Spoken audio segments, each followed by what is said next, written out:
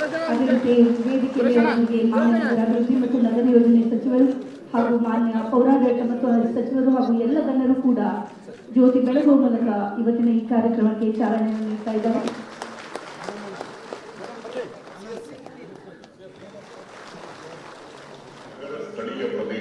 sir ಸೈಡಿಂದ sir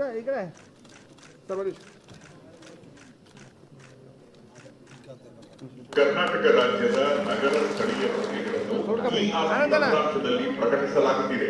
ಆಸ್ತಿ ಮಾಲೀಕರು www